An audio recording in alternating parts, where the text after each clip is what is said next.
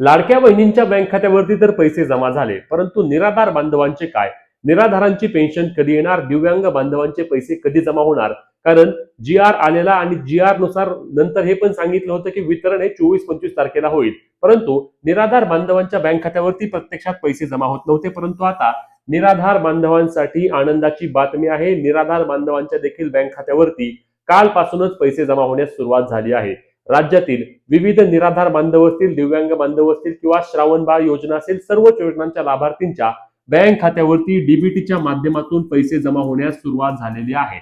आणि यामध्ये आपल्याला माहिती आहे की ऑक्टोबर महिन्याच्या जी आर नुसार जे दिव्यांग बांधव असणार आहेत त्या दिव्यांग बांधवांना 2,500 रुपये आणि इतर जे असणार आहेत त्या सर्वांना नेहमीप्रमाणे महिन्याला 1,500 रुपये मिळणार आहेत. आता हे योजनेचे तुमचे पैसे जमा झाले आहेत का, किंवा आम्ही जे सांगतो ते 100% खरं आहे का? कारण अनेकांनी आम्हाला सांगितलं की आमचे पैसे तर अजूनही जमा झाले नाहीत.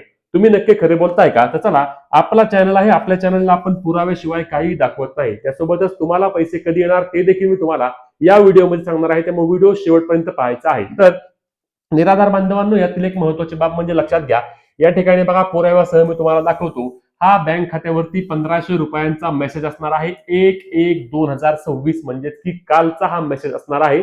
आणि काल या लाभार्थी बांधवांच्या बँक खात्यावरती 1,500 रुपये डीबीटीच्या माध्यमातून निराधार योजनेअंतर्गत जमा झालेले आहेत.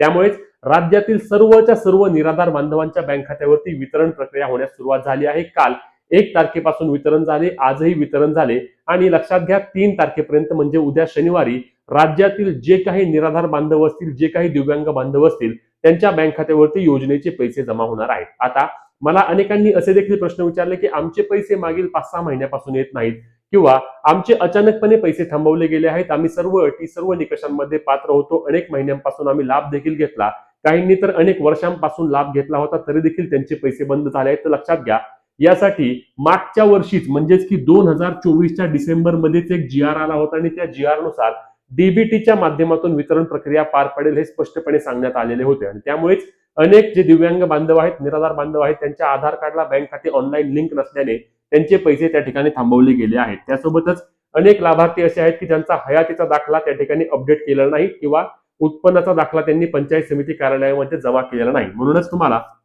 या 3 बाबींची खात्री करून घ्यायची आहे. आणि या 3 बाबींची जेव्हा तुम्ही पूर्तता कराल, पंचायत समितीमध्ये जाऊन तुमची माहिती अद्ययावत कराल, तेव्हा योजनेचे, निराधार योजनेचे तुमचे देखील थांबलेले पैसे नक्कीच जमा होण्यास सुरुवात होणार आहे. तुम्हाला संजय गांधी निराधार अनुदान योजनेअंतर्गत डिसेंबर महिन्याचे 1,500 रुपये जमा झाले आहेत का, हे आम्हाला कमेंट करून नक्की सांगा. आणि अशाच कामाच्या माहिती आणि हक्काच्या अपडेटसाठी आपल्या हक्काच्या पेजला फॉलो आणि चॅनलला सबस्क्राईब करायला विसरू नका. जय महाराष्ट्र.